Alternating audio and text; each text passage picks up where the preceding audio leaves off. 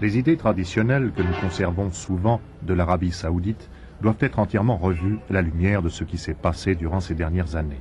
Grâce aux revenus du pétrole, le peuple saoudien a amorcé sa révolution industrielle.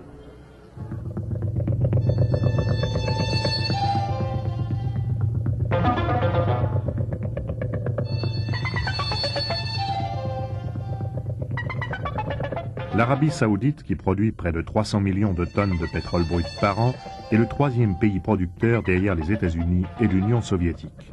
Mais elle est de loin le premier pays exportateur. Plus de la moitié de sa production est destinée à l'Europe occidentale. La totalité de ses puits se trouve à proximité du golfe Persique, ce qui permet une évacuation facile du brut. Leurs frais d'exploitation sont les plus bas du monde. Mais l'économie saoudienne est totalement dépendante du pétrole, puisqu'il représente la presque totalité de ses recettes budgétaires.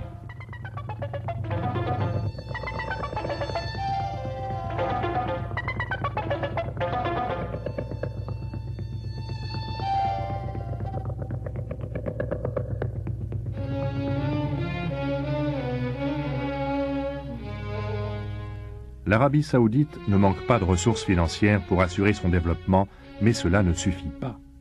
La clé de voûte d'une évolution industrielle, c'est la matière grise. Ainsi, les dirigeants ont accordé à l'éducation une part prépondérante de leur budget. Il y a aujourd'hui plus de 600 000 étudiants et parmi eux, 28% de filles.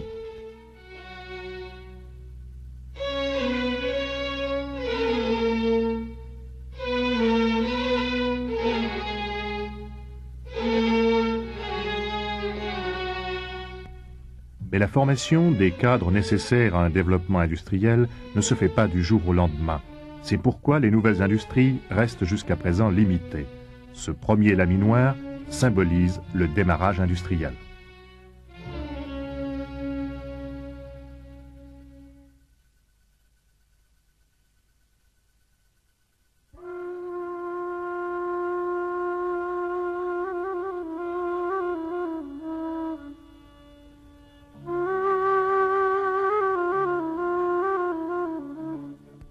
Aujourd'hui, la population agricole représente encore 58% de la population active, mais le revenu agricole ne pèse pas lourd dans le produit national brut. L'élevage extensif des chameaux, des moutons et des chèvres, pratiqué par 3 millions de Bédouins, demeure l'activité agricole essentielle.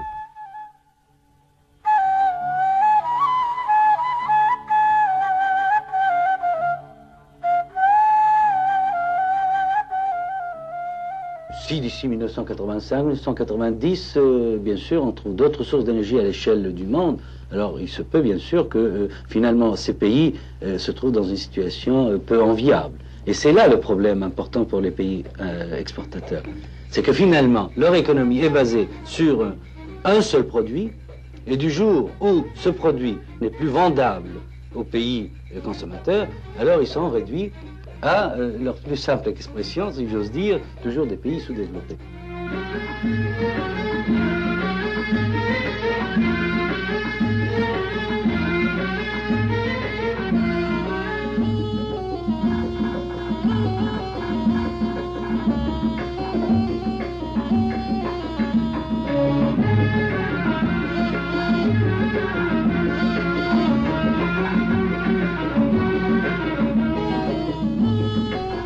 Les réserves de pétrole de l'Arabie saoudite sont les plus importantes connues à ce jour. Pour comprendre l'enjeu économique et politique que représente le Moyen-Orient, il est nécessaire de garder à l'esprit comment se répartissent les réserves mondiales de pétrole. Afrique 16%, Amérique du Nord 7%, Moyen-Orient 54%, URSS, Chine et Europe orientale 15%, autres pays 8%.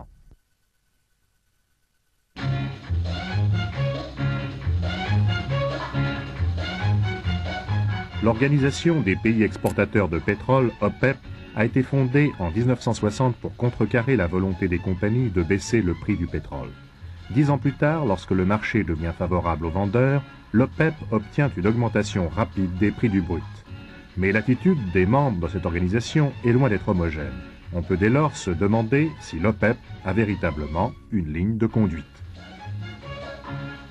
La ligne de conduite suivie jusqu'à présent par ces pays membres de l'OPEP consiste à s'entendre sur une plateforme commune, sur un dénominateur commun, sur un minimum, donc de programme commun, et pour tout le reste, tout ce qui dépasse ce minimum, alors chaque pays se débrouille comme il veut.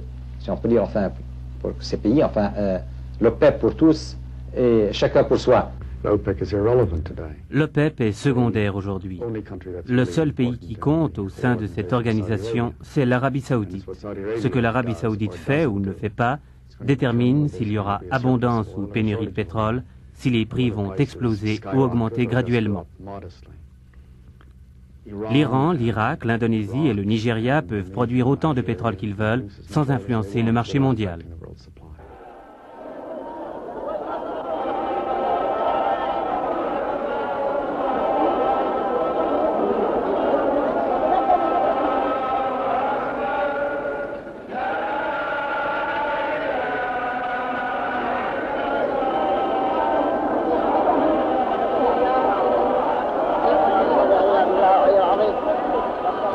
Ces dernières années, le roi Faisal a façonné son image de leader du monde arabe. Son pétrole et ses dollars lui ont apporté une puissance incomparable, mais il se considère aussi comme le grand leader spirituel, le défenseur de l'islam.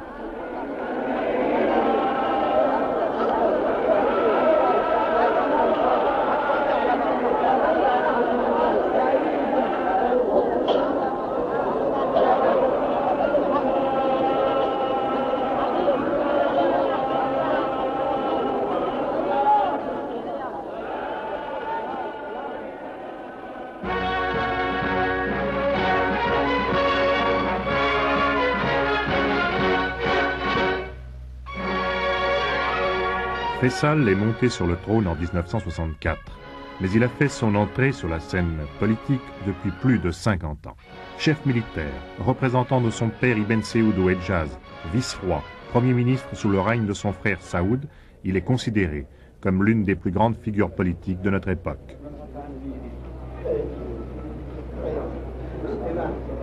Autre figure dominante du Golfe Persique, le Shah d'Iran.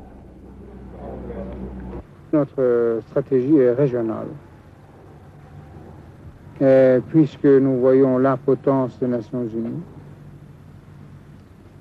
et que les grandes puissances ne veulent pas se battre et ne devraient pas se battre vraiment parce que ce serait ridicule, ce serait la fin du monde. Alors, il faudrait une puissance responsable, solide et stable,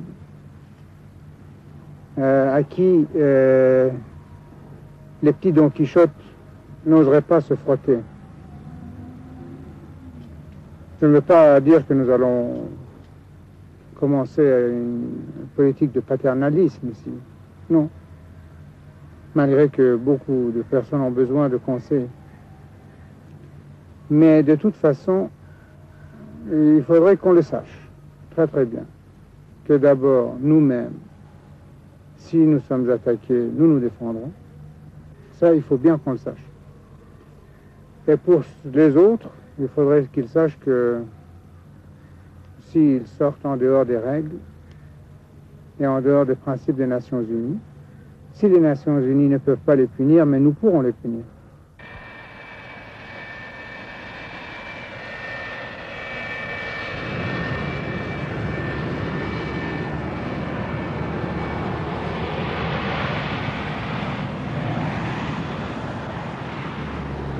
Le Shah d'Iran est véritablement le gendarme du Golfe Persique. Son armée est la plus puissante du Moyen-Orient. Une partie importante des revenus pétroliers de l'Iran revient dans les pays occidentaux sous forme d'achat d'armement.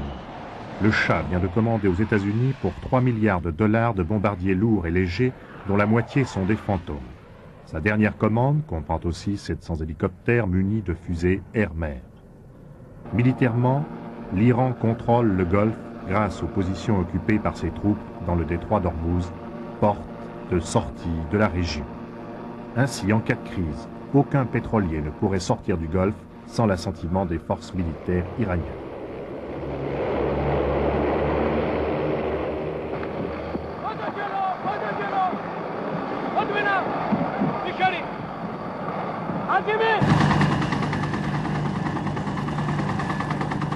L'accord signé à New York en octobre 1972 prévoit une prise de participation progressive des pays arabes du Golfe dans les sociétés d'exploitation pétrolière installées sur leur territoire.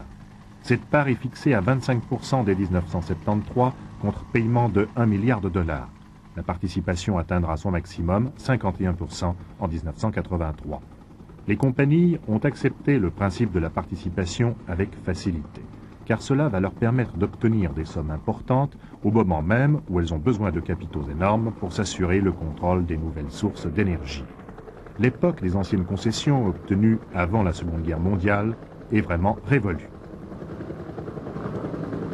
Ce qu'on appelle contrat de concession, c'est les papiers qui ont été signés il y a 50 ans entre des compagnies européennes et surtout américaines et puis des gouvernants, des cheikhs, des émirs arabes qui ne savaient rien enfin, au sujet du pétrole. Et parfois, ces papiers n'étaient même pas signés, ils portent parfois l'empreinte digitale de l'émir. Enfin, c'est malheureux à dire, mais c'est la situation. Et c'est normal que ces pays arabes, au fur et à mesure qu'ils se développent, qu'il y a quand même une nouvelle intelligentsia, une nouvelle élite, et que le mouvement d'émancipation politique dans ces pays évolue et progresse, c'est bien normal qu'ils remettent en cause des situations héritées d'un passé révolu, d'un passé colonial, et qu'ils cherchent quand même à avoir des rapports plus équilibrés avec les partenaires étrangers et surtout avec les compagnies qui opèrent sur le territoire.